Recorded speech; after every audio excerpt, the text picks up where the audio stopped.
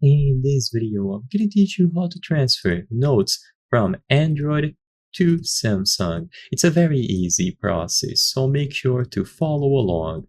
If you have notes on an Android application such as Mi Notes or Google Keep, you can transfer them over to Samsung Notes. To do this, you will need to import the notes after you have saved them. So, on most applications, you will find the share option where you can download them as a file. In this example here on Mi Notes, what you have to do is open the app, choose a specific note, so in this example, this one here, and tap the share button. It is either going to be a button that has a little arrow like this, or on something like Google Keep, it might be available under the three dots, and then you choose the option to send or share. Like I said, because there are multiple notes applications out there, I cannot cover every single one, but you just have to locate the option to save or share a specific note as a file.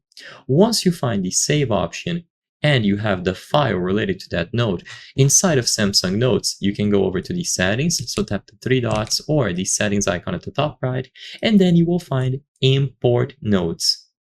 This will allow you to import a file, or sometimes it might ask you to import from something like Google Drive.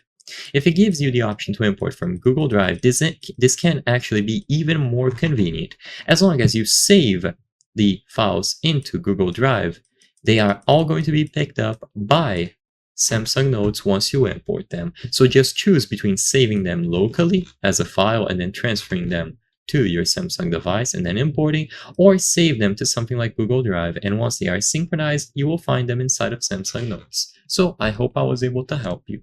If this video helped you, please consider subscribing. As you can see, 83% of the people watching our videos are not subscribed. By subscribing, you can help us on the channel make higher quality videos. Thank you for watching, and I'll see you on the next one.